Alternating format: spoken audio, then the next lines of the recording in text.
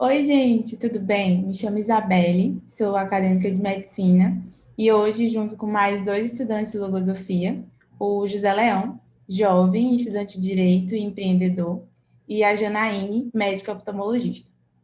E nós iremos, hoje fazer um interessante intercâmbio sobre um conto do livro Intermédio Logosófico, que foi escrito pelo autor da logosofia, né? O título do conto de hoje é O Drama do Sapo. É um conto assim curtinho, mas eu convido vocês a pensarem durante a leitura do conto quais elementos podemos retirar desse conto que nos ajudem nesse final de ano e início de um novo ano. Então, vamos fazer a leitura do conto e eu peço a atenção de todos. O drama do sapo. No entardecer, encontrava-se um sapo jantando todo inseto que encontrasse em seu caminho, quando, de repente, ao observar um grande robusto que andava por ali, pensou: está para mim, vou me servir um lauto banquete. E, dando 2 ou 3 saltos, cumprindo sua intenção, quis engoli-lo de uma só bocada. Entretanto, como o bicho era maior que sua garganta, engasgou. Em vão fez esforços para tragá-lo, pois o inseto, que tinha um bom ferrão e patas de serra, começou com toda a fúria a espetar-lhe a língua e a machucar-lhe o céu da boca. Mas o sapo, obstinado, não quis largar sua presa e, depois de um desesperado esforço, acabou por engoli-lo. Quase no mesmo instante, viu-se que ele se pôs a fazer movimentos que lhe eram pouco habituais. Dava saltos, caía de costas, retorcia-se e revirava os olhos, denotando um sofrimento atroz. Enquanto isso, o bicho continuava ferroando-o por dentro, até que, finalmente, em violentas contorções, o sapo preferiu fazê-lo voltar por onde havia entrado. O inseto estava intacto, e tão logo se sentiu livre, subiu sobre uma pequena pedra para se secar. Dolorido e mal-humorado, o sapo o olhava com rancor, até que decidiu regressar à sua cova e ficar quieto. Isso é o que acontece aos que dão cabida em suas mentes a algum pensamento estranho. Depois, custa-lhes livrar-se dele. E, se o conseguem, não deixam por isso de sofrer as consequências de suas terríveis e venenosas alfinetadas. E então, como esse conto pode nos ajudar com os planos de final e início de ano? O sapinho tentou engolir um inseto diferente do que ele era acostumado a comer e acabou tendo umas reações assim adversas devido a isso. O mesmo acontece com a gente. Mas já pensaram que isso pode acontecer na nossa mente? Quando nos alimentamos, né? Ou seja, incorporamos um pensamento estranho e ele começa a querer mandar na gente, nos levando a agir de forma diferente. E assim como o sapo, quem sai prejudicado somos nós. E aí, já pensaram nisso? E você, José Leão, já pensou nisso? Oi, Isabelle. Eu estava pensando sobre isso e me questionei. Por que falar dos pensamentos? Há alguma relevância em falar sobre isso? Essa já é uma grande reflexão.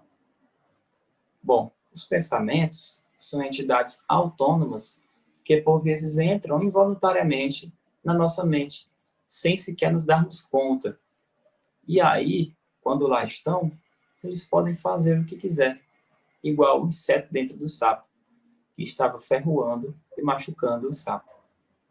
Então, assim como o alimento para a nossa fome é a comida, o alimento para a nossa mente são os pensamentos. Acontece que sempre gostamos de escolher o alimento para a nossa fome, não é mesmo? Mas e o alimento para a nossa mente? Será que esse nós sabemos escolher? Para a logosofia, é muito importante sabermos escolher também o alimento para a nossa mente, E é por isso que essa ciência sempre tem se preocupado em auxiliar-nos nesta tão importante escolha. Um questionamento que eu sempre me faço para verificar a influência dos meus pensamentos é o seguinte: eu controlo os meus pensamentos ou será que são eles que me controlam? Mas e vocês? Controlam os pensamentos ou são controlados por eles? A logosofia ensina que temos uma casa mental e que essa casa, assim como a casa em que residimos, precisa sempre estar limpa e arejada, a fim de que os melhores hóspedes nela possam entrar, se sentir bem e permanecer. E isso acontece com os pensamentos positivos. Eles sequer entram naquela mente que está toda arruinada e desorganizada. E isso também funciona para nós. Será que se formos fazer uma visita a alguém e ao entrar na sua casa, constatarmos que está tudo muito sujo e desorganizado, como se um furacão tivesse passado por ali, iríamos se sentir bem ao ponto de permanecer ali por um longo período de tempo? Certamente que não, né, José Leão? Nós devemos cuidar da nossa mente como cuidamos da nossa casa. E você falou, né, que devemos cuidar da nossa casa mental para que os nossos pensamentos bons, positivos, se sintam bem para atuar em nossa mente. Mas eu estava pensando aqui que existem casos também, né, que a nossa casa está arrumadinha, com pensamentos positivos, e chega aquela visita indesejada e começa a dizer que o móvel está no lugar errado e começa assim a querer mandar na gente e se intitular quase que dono da nossa própria casa. Nesses casos, são os pensamentos alheios, negativos ou ruins que chegam e podem bagunçar a nossa casa toda se não estivermos atentos para impedir isso. Então, o que estamos dizendo é que os pensamentos têm vontade própria, que independem da minha vontade e que eles podem, inclusive, me fazer atuar contra a minha própria vontade. Quem não disse que ia começar uma dieta na segunda e na segunda não conseguiu cumprir isso? Porque vieram vários pensamentos dizendo, por exemplo, começa semana que vem, ou só esse hambúrguer não vai fazer mal. E aí, alguém já vivenciou isso? Vimos também que existem pensamentos que se originam na nossa mente, como aquele de fazer a dieta, e pensamentos alheios, que não são nossos, como o pensamento de um amigo lhe chamando para lanchar e bagunçando todo o seu plano de dieta. Isso acontece também em outras situações, quando a pessoa está irritada e vem falar com você. Você tende a respondê-la com irritação também.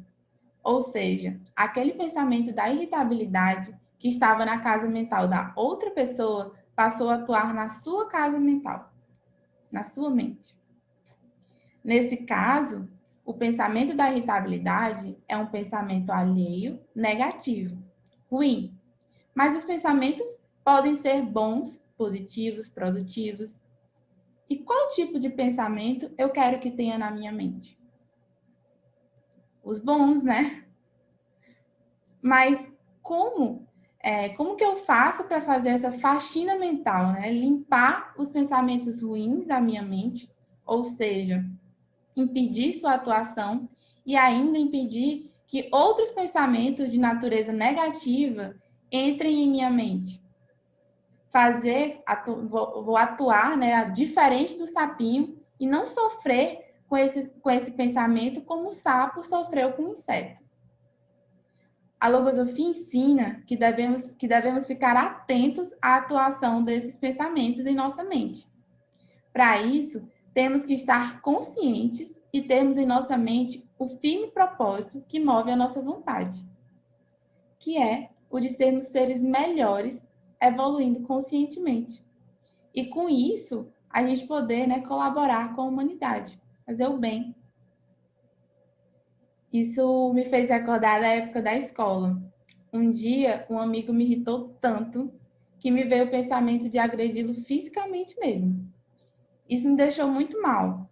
E quando eu cheguei em casa, eu comentei, né, com meu pai, que na época eu já estudava logosofia, eu ainda não estudava, e ele me disse que isso não era a minha vontade, e sim a atuação do pensamento da raiva, e que eu não era aquele pensamento, mas que eu não podia deixar que aquele pensamento mandasse em mim.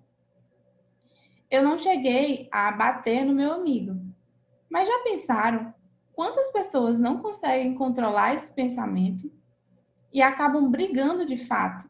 E muitas vezes se arrependem depois ou se questionam: ah, eu nem sei por que eu fiz isso, foi no calor do momento. E ainda tem os casos de pessoas que se vestem desses pensamentos e se intitulam brigões ou zangados. E assim carregam esse pensamento como se fosse a vontade da própria pessoa, mas não é. São pensamentos. E por isso podem ser controlados e devem ser expulsos de nossa casa mental. Porque quanto mais tempo passarem, mais estragos farão em nossa mente. Igual o inseto fez com o sapo. O inseto saiu sem nenhuma sequela, mas o sapinho, coitado, ele ficou dolorido e mal-humorado. Ou seja, quando nos livramos desses pensamentos ruins, eles seguem intactos, prontos para povoarem uma nova casa mental. Nós temos que fazer a faxina mental e reorganizar nossa mente para restabelecendo, né, o domínio da nossa vontade. Então, gente, temos que ser donos da nossa própria vontade e controlar esses pensamentos e não deixar que eles que governem a nossa própria vida. Mas então, como que isso pode nos ajudar nos meus planos e projetos? Janaíne, o que você acha? Pois é, Beli, 2021 está chegando e é natural que nessa época nós comecemos a fazer novos projetos, a traçar metas. Próximo ano eu vou estudar mais, eu vou emagrecer, eu vou malhar bem direitinho, eu vou conhecer lugar tal, vou entrar no curso de francês. O problema é que muitas vezes esses projetos se perdem, não é? A gente estranhamente não consegue executá-los. Você já parou para pensar em por que isso acontece? Todos os projetos que já realizamos foram um dia pensamentos em nossas mentes. Para criarmos esses pensamentos, nós precisamos usar das nossas faculdades de inteligência. A faculdade de pensar, a de imaginar, raciocinar. Nós precisamos buscar ainda pensamentos conhecimento, que vão viabilizar o nosso projeto inicial. Por exemplo, se eu quero fazer uma viagem e eu quero aproveitar essa viagem ao máximo, eu preciso pesquisar sobre o lugar, planejar o roteiro direitinho, fazer as reservas dos hotéis, ter plano B para os possíveis imprevistos, pegar dicas de quem já esteve lá. Mas e se de repente, feito o inseto grande do conto, aparecer em nossa mente a propensão a confiar no acaso enquanto a gente estiver lá elaborando esse nosso projeto? O que é que você acha que vai acontecer? A gente pode até viajar, né? Mas a nossa viagem provavelmente não vai ser tão boa quanto se nós não tivéssemos deixado a confiança no acaso atuar em nossas mentes. Como o José Leão falou, a logosofia ensina que os pensamentos são entidades que habitam a mente, mas que têm vida própria. Eles são autônomos. Se nós não estivermos conscientes e observando nossas mentes, cultivando os pensamentos construtivos e removendo os pensamentos inúteis e negativos, num exercício diário, esses últimos podem nos passar a perna mesmo, fazendo a gente cometer atitudes totalmente contrárias ao que havíamos decidido inicialmente. Esses pensamentos negativos são as deficiências e as propensões, e são bem comuns. Podemos citar aqui a falta de vontade, a propensão ao fácil, a indisciplina, a desordem, a impaciência, a propensão a confiar no acaso. São elas as grandes sabotadoras dos nossos projetos. Mas o que eu acho mais estimulante em vigiarmos as nossas mentes, as nossas casas mentais, é que ao mesmo tempo em que vamos selecionando os pensamentos, na verdade, vamos nos criando como seres melhores, com mais virtudes. Nós vamos conhecendo forças em nós que antes nem desconfiávamos que tínhamos. E, no fundo, é a construção desse novo ser que nos traz a verdadeira felicidade. E, portanto, você há de concordar comigo que esse deveria ser o maior projeto da vida de cada um de nós. Afinal de contas, quem não quer ser feliz? Por isso, eu te convido a conhecer essa ciência, a logosofia.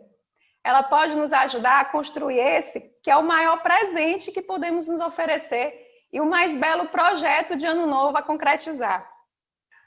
E aí, você ficou interessado em saber mais sobre a logosofia? O QR Code disponibilizado na tela dá acesso ao site da Fundação Logosófica. Através do site, você pode baixar gratuitamente os livros de logosofia. E se você quiser conhecer mais sobre essa ciência, possuímos um curso de informação gratuito, com duração em média de 4 semanas, sendo 1 hora semanal. Você pode se inscrever nesse curso através do QR Code disponibilizado na tela. No momento, esse curso está sendo realizado de forma virtual. Os links, tanto do site da Logosofia quanto do curso de informação, estão também na descrição do vídeo. Muito obrigada pela atenção e pelo tempo de todos vocês.